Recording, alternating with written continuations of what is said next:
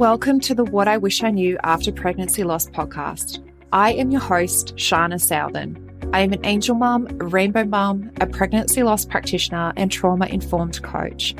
I created the Institute of Healing Through Pregnancy Loss out of my own experience with loss in the hopes to provide understanding and healing, educating people on pregnancy loss, and creating more women or men in trained support roles.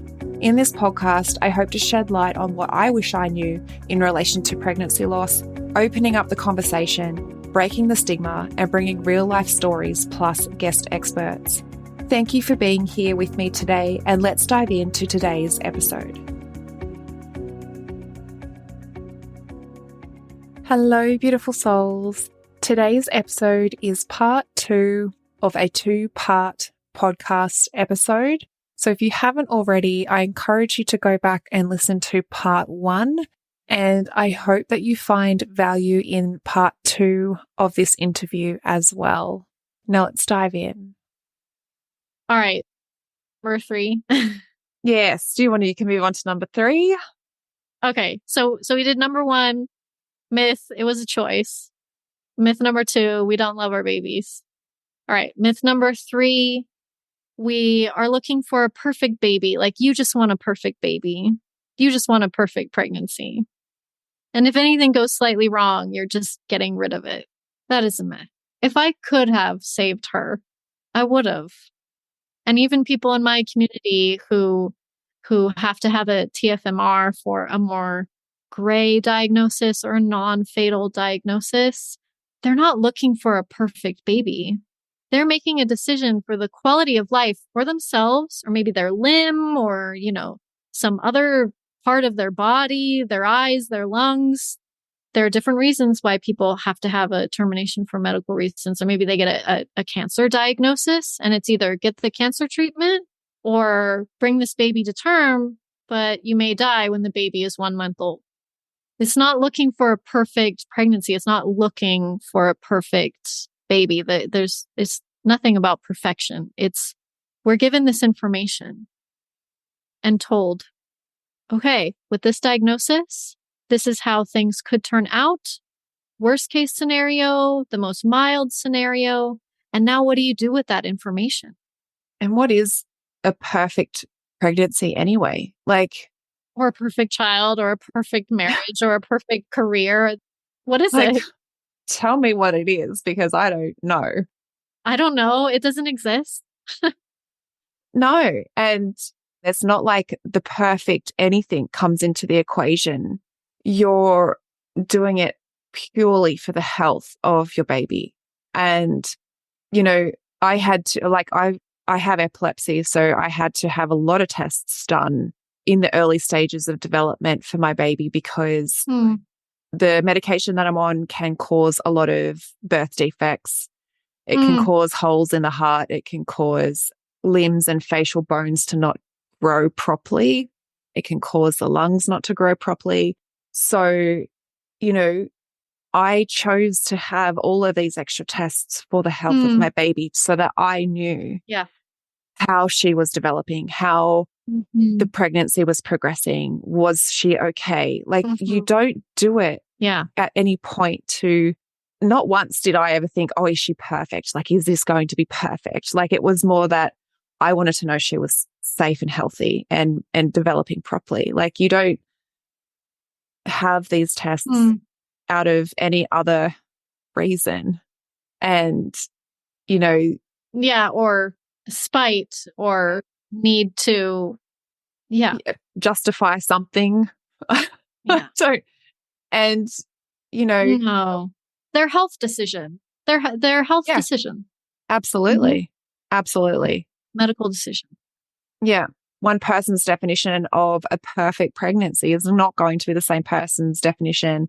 I don't think there is anything to define a perfect pregnancy or a perfect baby, as long as, and for any mum that's going through pregnancy, especially even more so when you're going through pregnancy after loss, but you just want your baby to be healthy. That's it. They don't have to, what is perfection? They are perfect when they come out. So they're your baby. They're always going to be perfect. Yeah. But it's just such a bizarre statement to make. Like, who decides what's perfect? Yeah. There's some extra stuff that goes along with this myth. So the same people who say, you're just looking for a perfect baby, you were so irresponsible, you were so selfish, you're a monster to make this decision. That's another part of this myth. You're already like grappling with the decision that you've had to make and the grief that you're facing. And then you're told that you're a monster because you wanted a perfect pregnancy and a perfect baby. It's so, yeah, it's just, I honestly can't even imagine the mentality of the people that are creating these statements. These, obviously it's beliefs of theirs that their conditioning, their upbringing, their beliefs that they're projecting out onto other people to make other people feel horrible for the decisions that they've had to make. But, it's already a hard decision. And the statistics say that 1 in 3, 1 in 4 people who, has a uterus and can have a baby, by the time they're 40, 1 in 3, 1 in 4 of them will have had an abortion. So 1 in 3 of the people or the partners or the men around these people have probably taken part in an abortion as well, for whatever reason. So, which just adds another element. So that's another thing that we work on in the grief circle is dealing with this very loud, very angry, very hurtful faction of people who say these things and remembering our truth. So the opposite of this myth is we made this choice because of our values, because of quality of life, because we wanted to ease suffering, because we are responsible, because we are loving parents. That's the truth. And I think, like you said, it's remembering your truth. That's one thing that stood out to me was, you made the decision with the information and the diagnosis that you had. And like you just said, you're making them aligned to your values. And these voices, these angry voices can get very loud and they'll cut through anything else. But like you just said, remembering your truth, like that's silencing out all of these all that negativity and just focusing it on yourself and remembering you did it for you, for your baby, for your family. Yeah. And I think if the therapist that day would have been just a little more eloquent, I think that was what she was trying to say.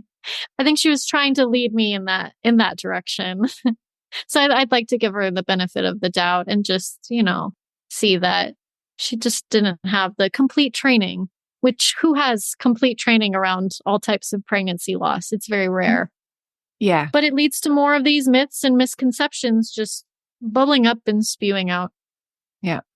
I hope that was the way that the nurse was trying to console you as well, was to tell you, that I think it was, yeah.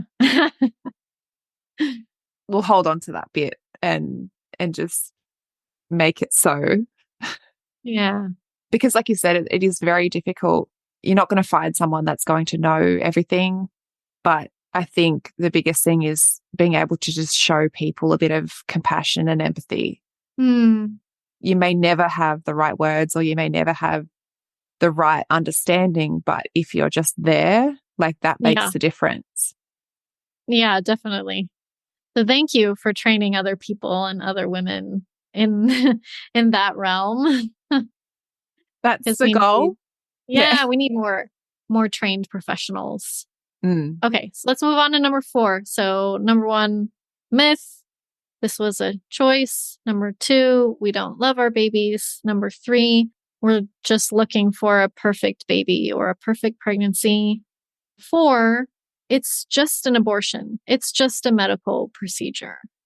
And I think that this happens maybe with earlier pregnancy loss. Like it's just a D&C, you can try again. Okay.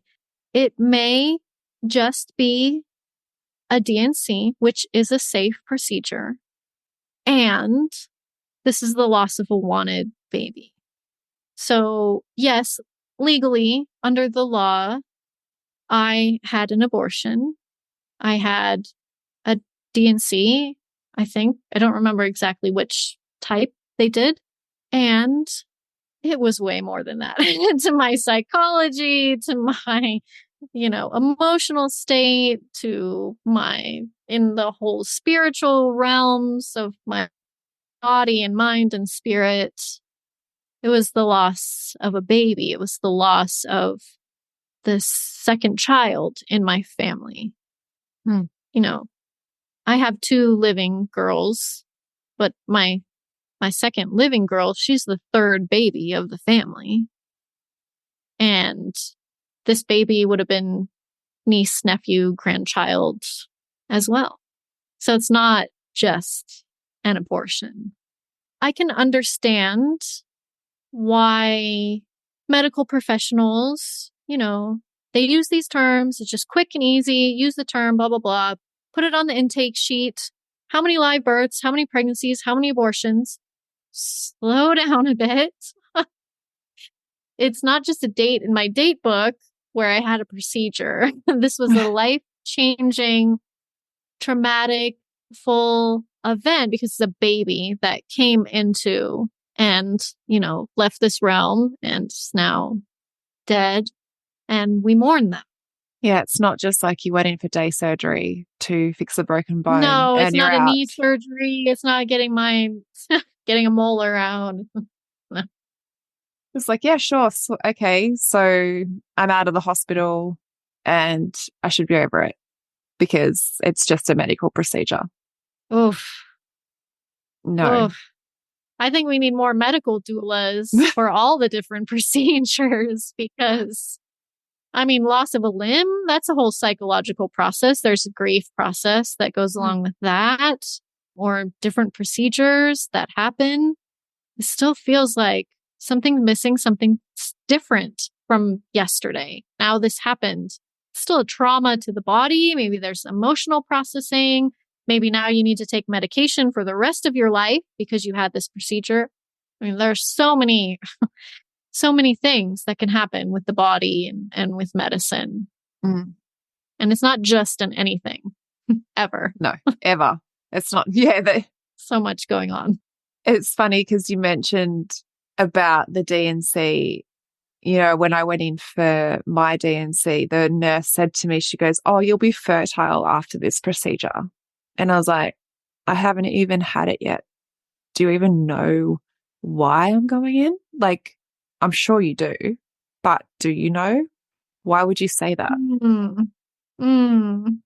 So, yeah, yes, you're going in for a medical procedure, but you gave birth to your baby, but your baby died and you don't get to take them home.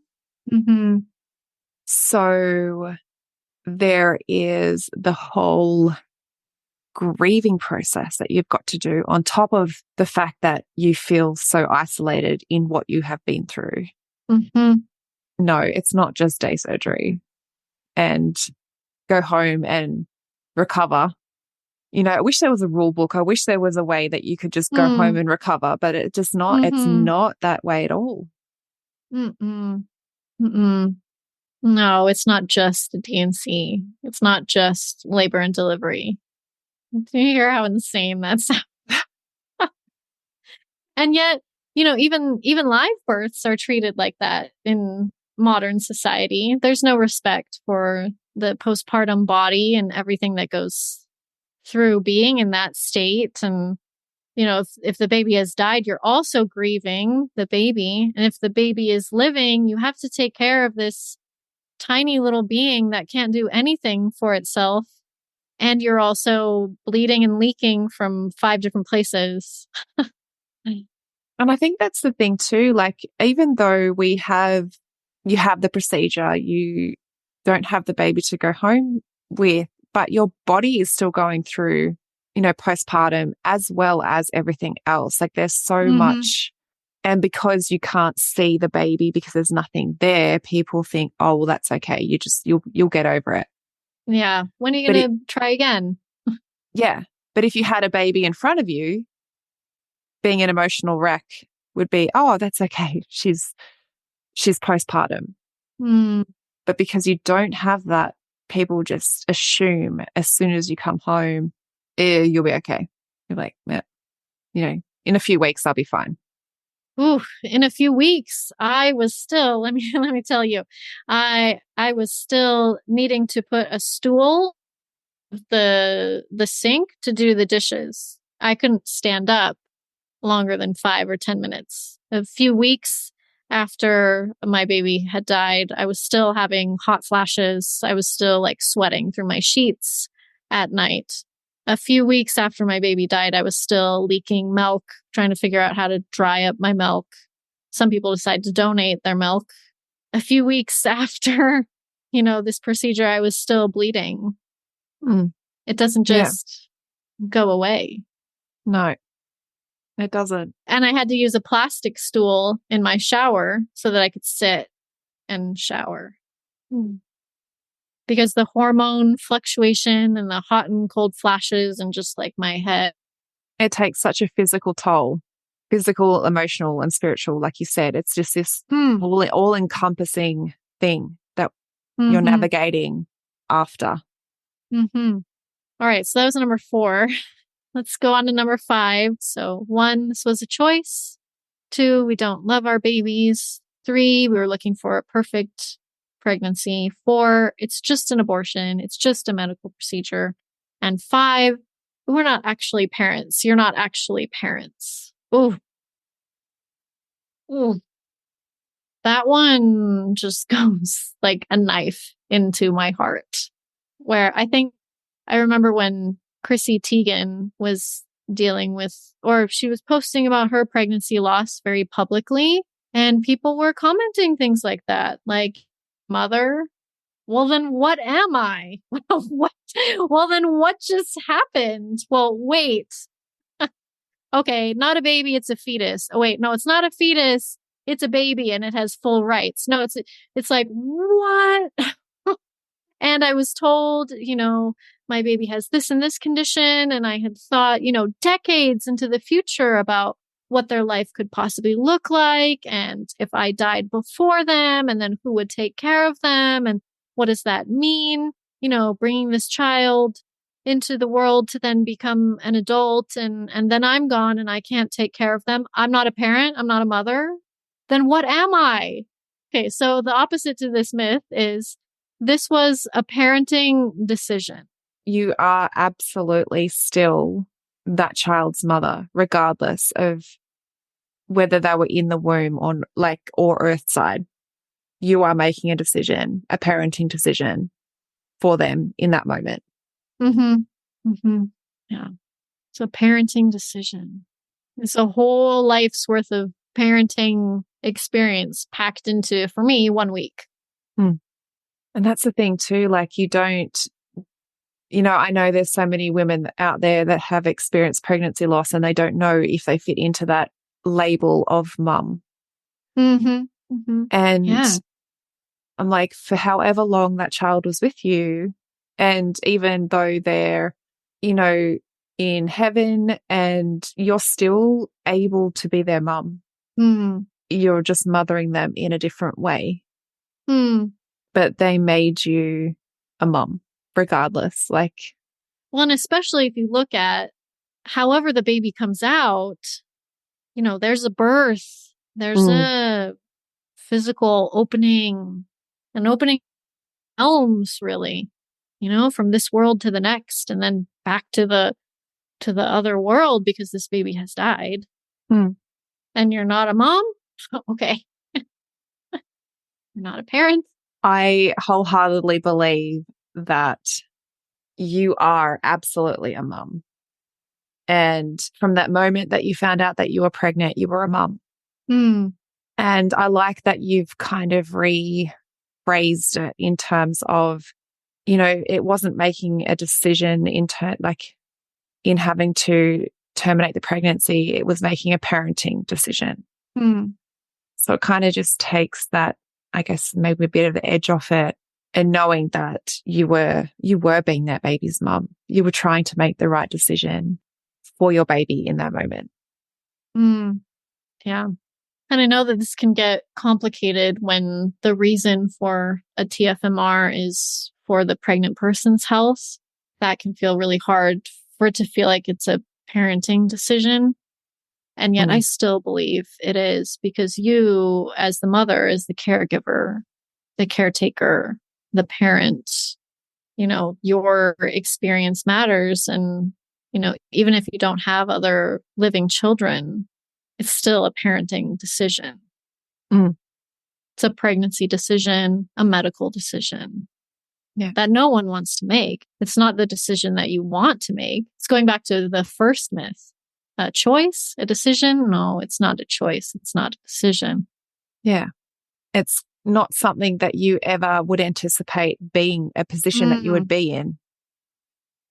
It's not something that would ever be on your radar at any moment prior to having to make, being in the room, being told, the diagnosis of your baby. Yeah, there was an article, I think it was in Cosmo or Lore, one of those really big women's magazines. And they said, having an abortion was not on my birth plan. The title of the article was something like that. And the article was about someone who had to terminate for medical reasons. Because the birth plan was to birth the baby and bring a baby home and have another child in the family, or bring your first child home. Yeah. I mean, abortion was not part of my birth plan. It's not. And it's not anything that you would ever think would happen to you, or even exists prior to going down the, pregnancy path. So, it's not something that you can ever anticipate, ever be prepared for. But you are absolutely entitled to call yourself a mum, even though your baby isn't earth sign. Yeah.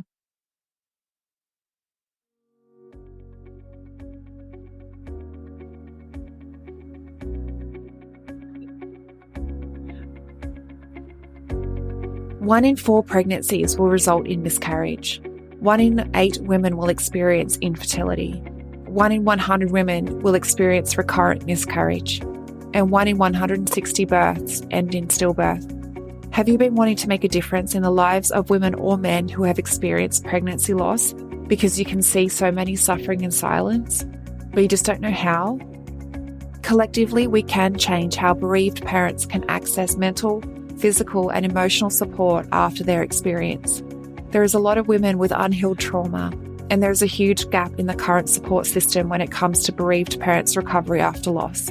There are too many women and men suffering in silence. The Pregnancy Loss Practitioner Certification is a worldwide, one-of-a-kind program that gives you proven methods designed for healthcare professionals, medical staff, midwives, nurses, doulas, birth workers, coaches, and angel parents alike. The Pregnancy Loss Practitioner Certification is bridging that gap. It will give you a proven support structure to follow and education specific to pregnancy loss, created by a lost mum. It is creating more education specifically for loss so that you can enhance your service and become the point of difference. Or you can create the support that you so desperately needed in your healing after loss. This is the next level of growth and expansion you have been searching for. So does this sound like something that you have been searching for? Let's explore this more together. You can head to the episode show notes where you'll find the program application, or direct message me on Instagram and let's open up the conversation in how you can use this education.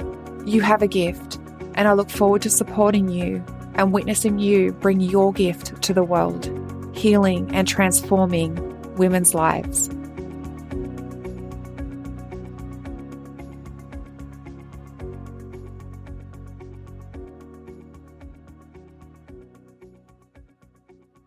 So let me just restate these myths, but the opposite of them. So number 1, ending a wanted pregnancy is not a choice. we ever thought we would need. And number 2, we love our babies forever, forever. And number 3, this was a decision made out of deep love and responsibility and compassion. And number 4, it's the loss of a child in your family, a part of your family, a member of your family. And number 5, you are a parent. Yeah. Thank you so much for bringing awareness to these, because I know there's going to be someone listening in that probably has heard it or has been told it themselves and not really known how to navigate it. It's very triggering the way that they say things like this to you. So did you want to share a little bit how we can support, families going through termination for medical reasons? I'm on Instagram, TikTok, and I have a Facebook page. So that's not the Facebook group. So you can see all of these posts and videos publicly at the TFMR doula on all of those platforms. And every so often in there, I'll invite you, to a free download, or sometimes I have a free class or workshop or something of that kind. Or you can go to my website at www.thetfmrdoula.com. So it's the same. And I have a self-care and grief guide. Even if you're going through the decision process, I do need to get up on my website loss plans. So whether you're going to go through labor and delivery or have a DNC or DNE, surgical termination is what it can be called.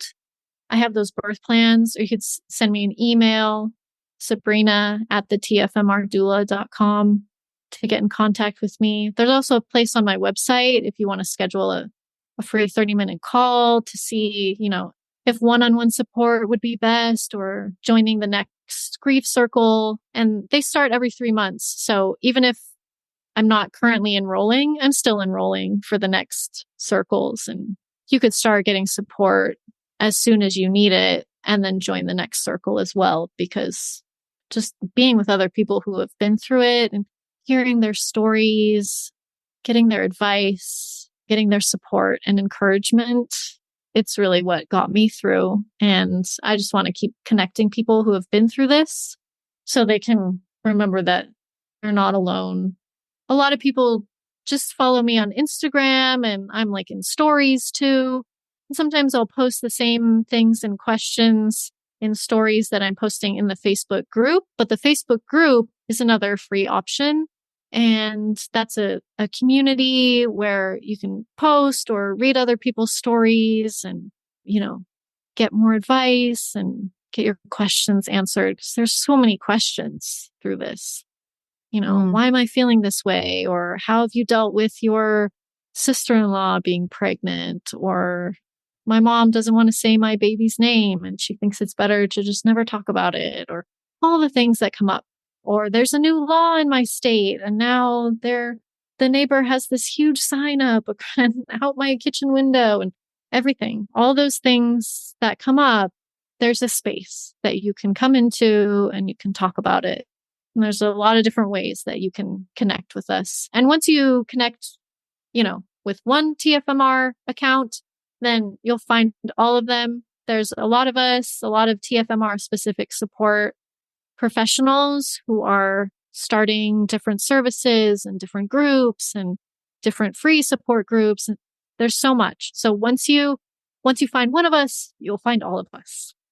I love it. I love that, at sort of any turn point, there's someone or something there for you. And, I love that sense of community, because this is definitely something that you shouldn't have to navigate alone.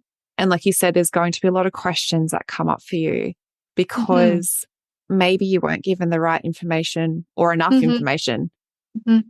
And maybe you feel like you're feeling something that isn't normal, or, but I'm sure like when you do get surrounded by people that are going through the same thing, or you'll put in how you're feeling or the questions, and other people will have felt the same way or have dealt with the same comments or had to go through the same, questions.